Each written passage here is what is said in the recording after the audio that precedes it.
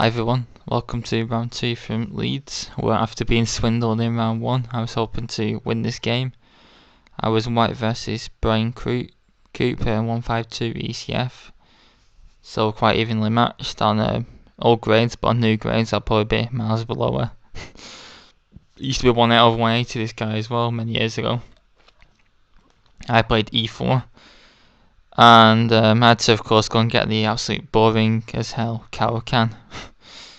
I played 92 to spice it up, hoping he wouldn't know the line. Played D5, and after E5, everyone plays bad move Bishop F5 online, but he played C5, and I was like, oh hold on, wait a minute, this guy probably knows this line.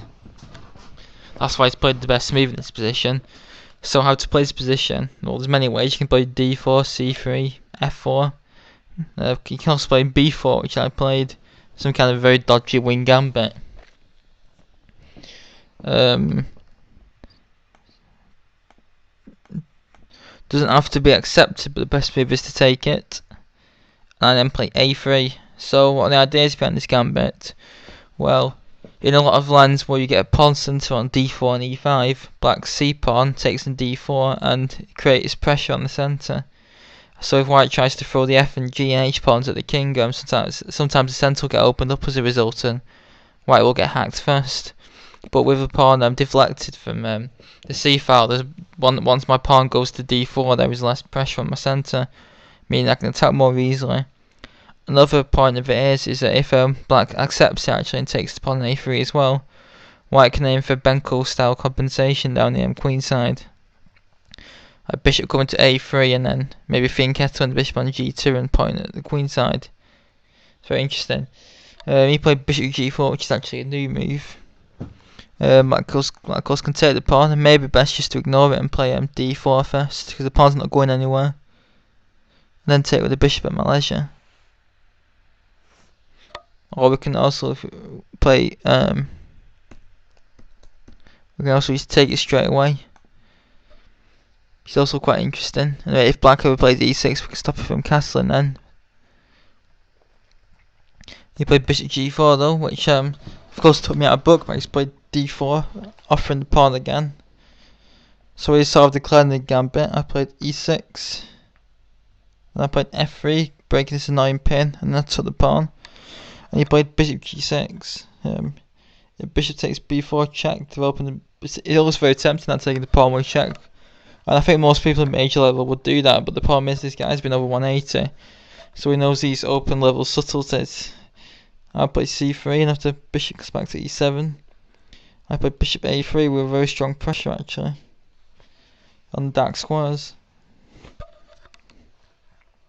The engines of course assess this as better for black, but I think it's quite dangerous. He's played bishop G6, getting out of the way of any maybe H pawn and G pawn attacks. I played C3, protecting the pawn, but I don't really want that B pawn. Now this guy came to E7, knight came to F4, so I've got the option now of swapping that bishop off for a knight. Knight D7. Then I played knight A3, a very radical development of the knight, but it can't go to C3, and D2 would just block my bishop in. Although maybe I should have gone knight D2, knight B3, knight C5. Of course, the point I see idea is maybe I can play knight B5 next, and then knight coming to D6 would actually be mate. But he plays knight F5 or a nice outpost. Well, sort of, but I don't want to play it. It's not an outpost, but I don't want to ever play G4, to be honest.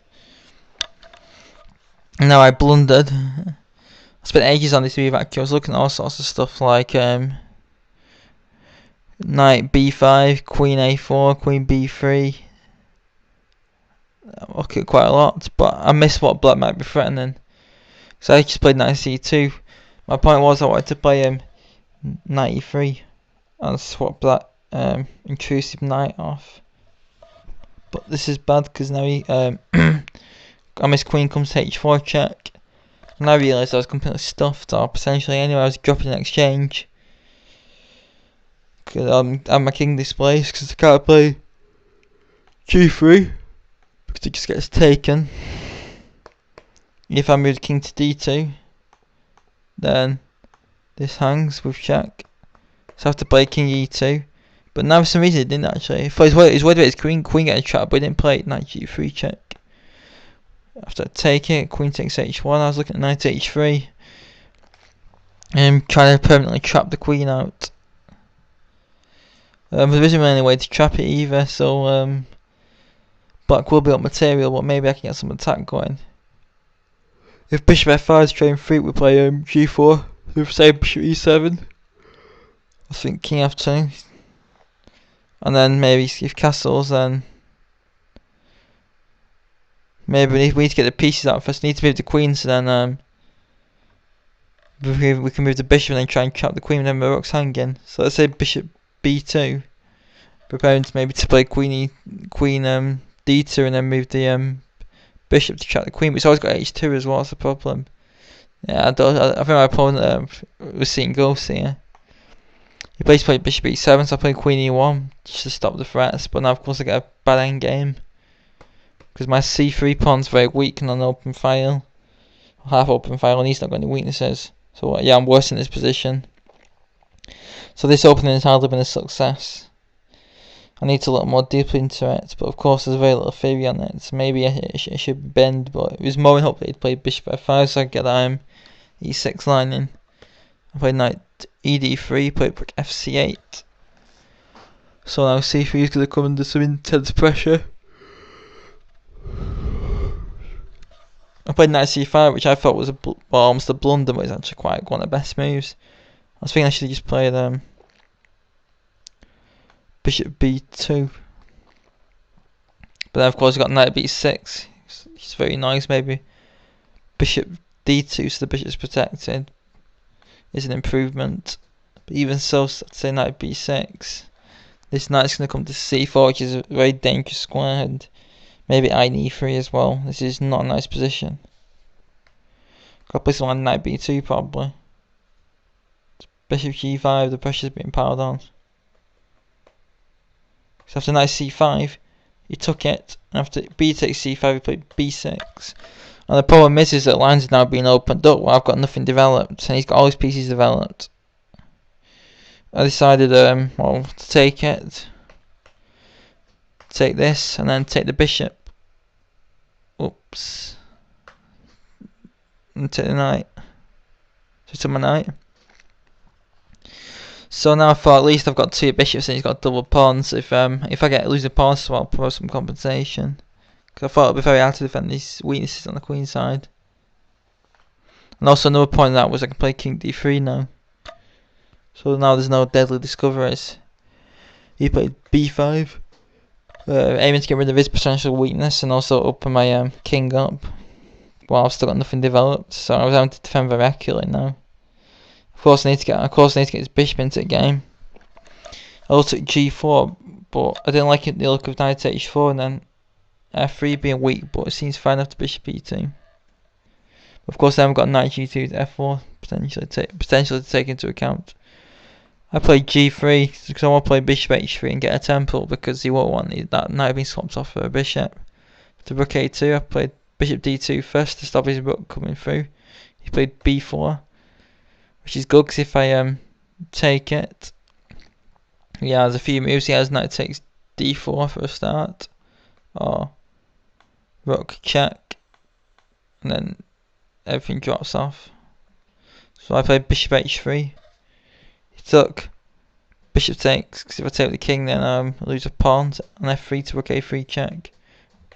Knight came back to h6. It's a good strategical move because they don't want me swapping off. I played bishop d2, which is a good move as well, blocking the rook's access on the rank. So he played rook a3 check, a bit of an unnecessary check.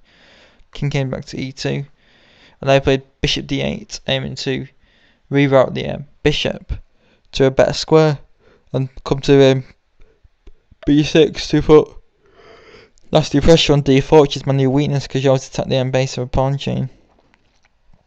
So this is not looking too great again, but I played a good move. I played rook b1, stopping bishop b6 and threatening to win a piece of rook b8.